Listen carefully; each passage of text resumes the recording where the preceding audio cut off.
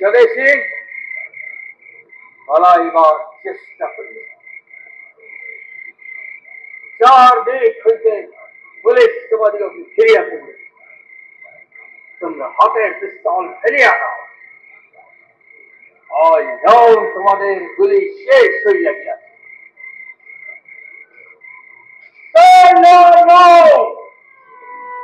ব্রিটিশের জেলখানার দারুণ ভয়ঙ্কর অত্যাচার সহ্য করেছিলেন ফাঁসি মুখে। ফাঁসির মঞ্চে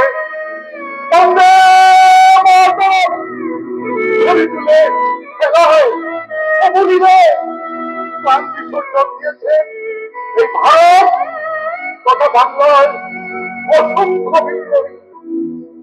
এই সব দেশভক্ত বিপ্লবীদের অনেকের নাম আমরা জানি, তাদের নাম আমরা এখনো শ্রদ্ধার সঙ্গে স্মরণ করি। কিন্তু আমাদের জানার বাইরে আরো অনেক স্বাধীনতা সমিতি চোখে দেশকে স্বাধীন করার জন্য আজ আপনাদের সামনে তাদেরই একজনের কথা বলতে।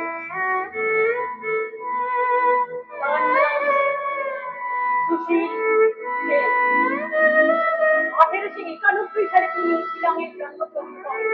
পিতা কৈলাসচন্দ্র সেন ছিলেন শিলংয়ের আইজি, কারা বিভাগের প্রধান করণীয়। এমন দিন থেকেই তো ভারত স্বাধীন।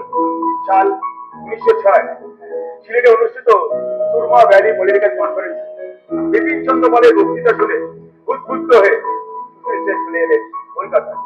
ভর্তি হলেন ন্যাশনাল স্কুলে। সেই সঙ্গে জিমন্যাস্টিক্সের পড়াশোনা শুরু করলেন বিপ্লবী বিপিন বিহারী গাঙ্গুলির কাছে।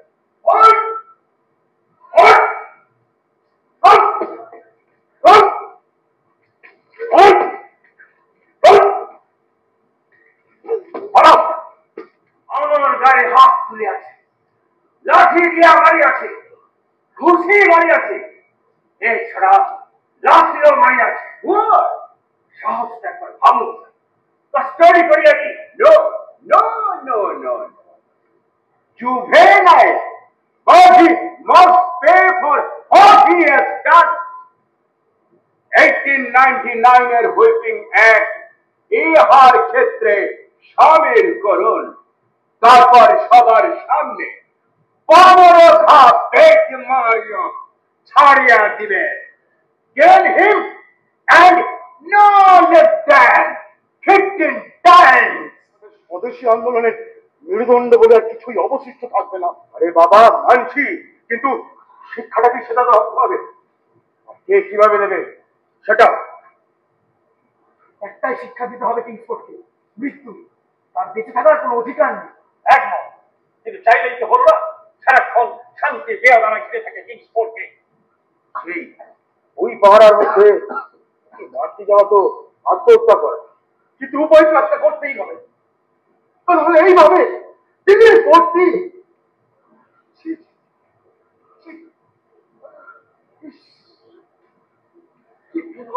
জঘন্য ভাবে মেরেছে একটা বাচ্চা ছেলেকে। সামান্য একটা মিছিল করতে যাবো আমরা,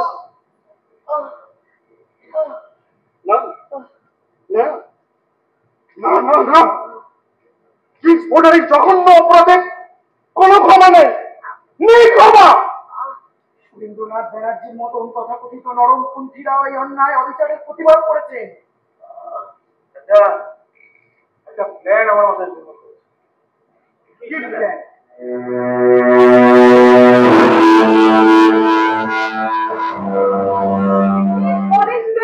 মানুষের ভিড় উপচে পড়েছিল। এই ঘটনা নিয়ে হরিপ্রসন্ন কাব্য বিশরদ লিখলেন গান। সে গান ওই আমলে তুমুল জনপ্রিয় হয়েছিল। সে গান তখন বিপ্লবীদের মুখে মুখে ঘুরে বেড়াতো। আমার যায় যাবে জীবন চলে, আমার যায় যাবে জীবন চলে, জগৎ মাঝে তোমার কাজে, জগৎ মাঝে তোমার কাজে, বন্দে মাতরম বলে যায় যাবে জীবন চলে, আমার যায় যাবে জীবন চলে। আমার দেশ মেরে কি ভাবনাবে, আমি কি বাঁচি চলে। আমার দেশ মেরে কি ভাবনাবে, আমি কি বাঁচি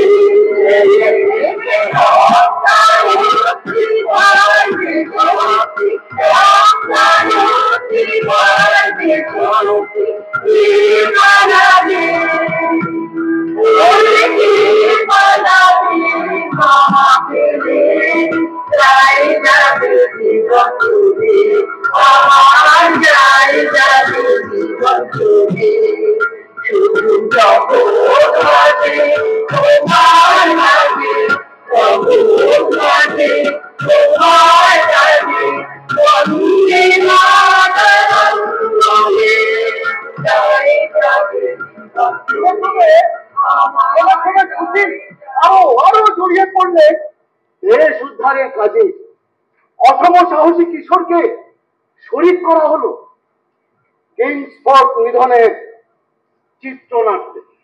সুশীলের ওপর দায়িত্ব পড়ল কিংসফোর্ডের ফিটসিটের বাসস্থানে চারিপাশে সরেজমিনে দেখে আসা। একবার নয়, একাধিকবার সুশীল সেন কিংসফোর্ডের ফিটসিটের বাড়ি খুঁটিনাটি দেখে এসেছিলেন। সুশীল সেনের কাছ থেকে কথা জেনে বিপ্লবীরা ছক্কস ছিলেন কিংসফোর্ড হত্যা। কিন্তু বিনা মেঘে বজ্রপাত ঘটল। বিপ্লবী পরেশ মল্লিক একদিন খবর দিলেন,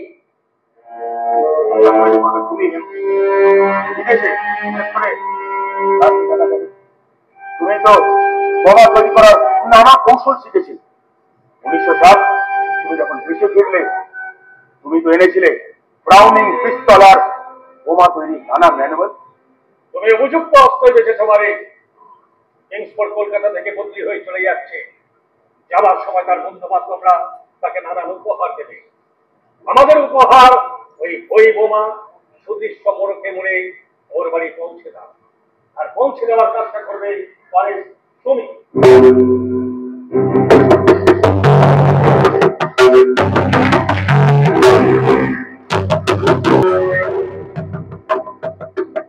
বোমা তৈরি করার ওই ঠিক করা হলো। হার্বার্ট বুমের লেখা Commentary on the Common Law, Dynamic Introductory Study, মোটা বই, পৃষ্ঠা সংখ্যা 1075।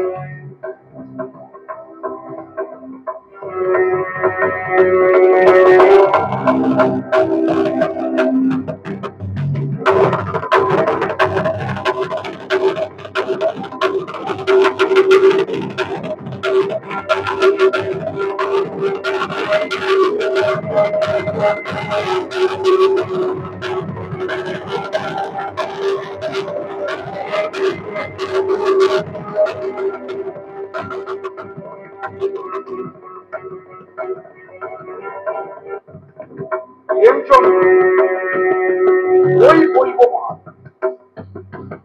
তৈরি করেছিল কিভাবে আমি হেমচন্দ্র ওই বই বোমার ওই মোটা বইয়ের 80 পাতা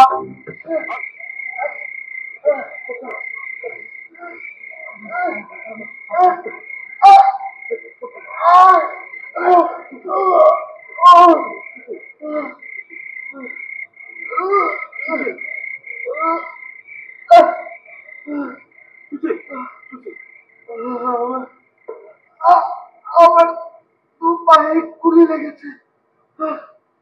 চলো চলার আর শক্তি নেই। আমাদের মজুদ গুলিও প্রায় শেষ। না না তুজিন, এখন এখন আমাদের কাছে তিনটেই মাত্র পথ। এক, ওই ইংরেজ পুলিশের কাছে আত্মসমর্পণ করা। 2 নম্বর পথ, অসম যুদ্ধে সকলে মিলে শহীদ হওয়া। আর 3 নম্বর পথ, দেরি করো না। বন্দে মাতরম, বন্দে মাতরম, ভারত মায়ের জয় হোক।